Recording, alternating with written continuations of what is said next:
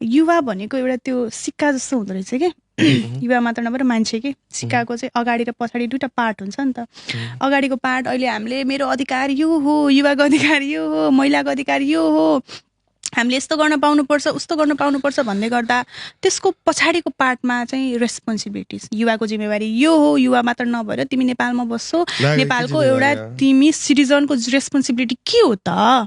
Right to vote मात्र नभएर vote गर्नु तिम्रो अधिकार मात्र नभएर त्यो तिम्रो जिम्मेवारी पनि हो। यदि तिमीले भोट गर्छौ भने तिमीले त्यो व्यक्तिलाई प्रत्यक्ष रूपमा चयन गरेको अथवा अर्को व्यक्तिलाई चयन गरेको, त्यसपछि बल्ल तिमी प्रश्न गर्न पाउँछौ, कुरा गर्न पाउँछौ, माग राख्न पाउँछौ, इन्ट्रेस्ट तिमीलाई जाग्छ। मैले जिताएको मान्छेले के गरिरहेको छ त, के भइरहेको छ त, होइन? अनि तिमीले केही चेन्जेस लिएर आउनु पर्यो। यो नेताले यो काम गरेन, फेरि हाम्रो एउटा बानी चाहिँ के, नेतालाई मात्र गाली गर्ने कि नेताले मात्र गाली गर्ने। त्यो नेता भगवान कहाँबाट आएर उसले सबै भर्खरै चाहिँ चेन्ज गर्ने जस्तो हाम्रो फेरि नेपालीलाई एकदम छिटो रिजल्ट चाहिन्छ कि। अनि नेतालाई मात्र गाली गर्ने। तर मेरो जिम्मेवारी के हो त? मैले के गर्ने, मैले के गर्न सक्छु एज अ युथ? मबाट सुरु गरौँ न त। मेरो पनि केही न केही जिम्मेवारी त हो।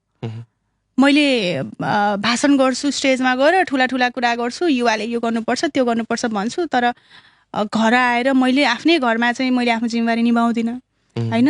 आफ्नै वाइफलाई चाहिँ मैले नराम्रो गर्छु, आफ्नै छोराछोरीलाई मैले चाहिँ नराम्रो गर्छु, आफ्नै फ्यामिलीभित्र मैले त्यो भोइलेन्स अथवा त्यो सुरु गर्छु भने बाहिर गएर तपाईँले जति फेमिनिस्टका कुरा गऱ्यो नि, जति ठुलो कुरा गऱ्यो नि, त्यो त सम्भव छैन नि त। आफूले आफूलाई ऐनाबाट हेर्न सक्नु पर्यो नि त।